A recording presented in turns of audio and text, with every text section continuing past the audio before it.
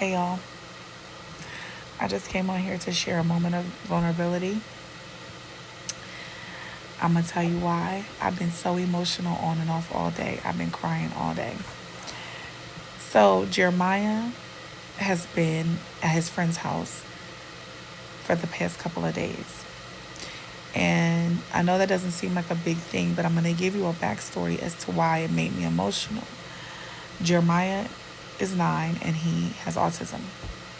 Jeremiah's always been a very social kid. He's actually forced me to be more social, but he's always had a hard time building friendships with his peers. And this year was particularly rough because he's in the third grade, so he really struggled with, you know, cultivating those friendships with other kids, and just he's been being bullied and just having all types of things happen this year. So him having his friend just, I don't know, it just warmed my heart because his friend had moved away. They moved out of state and he came back for the summer. And ever since he came back, my son has been begging to go over to his house to see him. He's like, that's my best friend. And I just love that for him. I really do.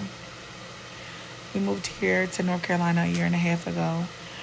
And it's just been a big transition. It's been a big change. And for the past 9 years, it's just been me and Jeremiah really thugging it out and me struggling, being a single parent, sole parent. And he has just been, a champ with rolling with the punches. And I've been his bestest friend for the past 9 years. So it just warmed my heart when I heard him say that, he wanted to go to his friend's house. And, he's had friends where we previously lived at. But, of course, when we moved, of course, you can't take those friends with you. So he cried because he's like, now, I have to start all over again. And I felt so guilty as a parent because I'm just like, dang, I'm trying to do the best that I can. And it's just been, difficult on me to kind of just provide that stability for him. And I'm so grateful because his friend's dad messaged me the other day and he's like, hey, listen, since Jeremiah's going to be over here, is it okay if I take them to Walmart so I can get some snacks for Jeremiah, just the kind that he likes, so he can have them over here? Oh, Lord.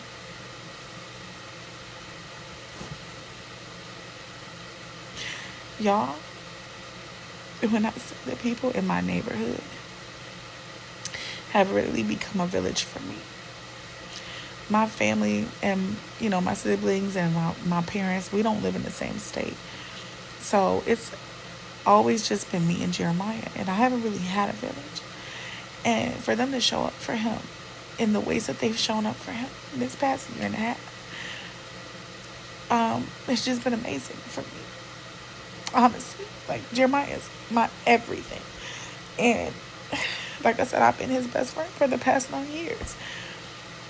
His friend's dad was like, hey, I want to take them to get stuff from Walmart. And of course I'm like, well, let me send you some money. Do you need money? Do you need me to get?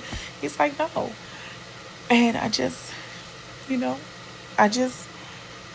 have always just wanted Jeremiah to have a good, solid friend. And I know it doesn't seem like a big deal to most people. And when you meet Jeremiah, a lot of times most people can't even tell that he's autistic. He speaks very well. He's very articulate. He's very aware of his emotions. He just has a hard time regulating his emotions. And he has a hard time understanding personal space and, things like that. So there's certain things that will show up when you speak to him. But Jeremiah's a good kid. And he deserves to have a friend. And he got a friend.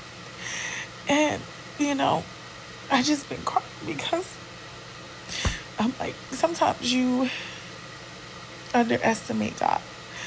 And I've underestimated God a lot, through these 9 years. I didn't know how I'm going to make it, and I'm making it. Didn't have a village. Now these people they don't even know us. And they have poured into us. Shoot, I got a dog, and they done gave me dog toys, and then gave me dog treats. And, it's just a blessing. And I'm so happy for him. And I'm in a place where I just feel like I'm at peace. And it's just a good feeling. And to know that, My son has a genuine friend, you know? And it was just something I just wanted to share with y'all. And y'all know I'm a crybaby, so I have my little towel right here. Surely am gonna use that because I've been crying all day about my son having a friend. I was so excited for him.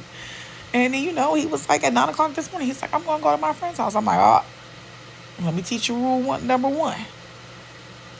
We don't go to nobody's house at 9 a.m. And especially for me, because I grew up differently. I had cousins, I had friends, I had family. I was surrounded by family. So, and I had siblings, I had a lot of siblings. So, a lot of the time, I didn't even want to be bothered with my friends. I didn't even want to be bothered with my siblings or my cousins. So, for me to watch him now get a friend and just get to have those experiences, those fun times with your friend is beautiful. And because I know he struggles so hard to create these relationships with people. And I hope that it just gets better for him. Like, my friend invited us to the park a couple weeks ago, and we went, and his son and Jeremiah hit it off. And I was so happy for him, you know, just because I know how hard it is for him. And he's a good kid, you know. I want him to have a really great life. And I always worry about him and worry about how people are going to treat him. And just to know that there's people out there that, are kind hearted and caring and just don't treat him differently and don't make him feel so small or insignificant or weird. That just makes my heart smile, you know? But let me get all this internet crying, y'all. Y'all know I'm a baby. But I just wanted to share that. And I may be back later on with a story time. So just be on the lookout for that. But y'all have a wonderful Sunday. And I thank y'all for listening to my crybaby ass. Bye, y'all.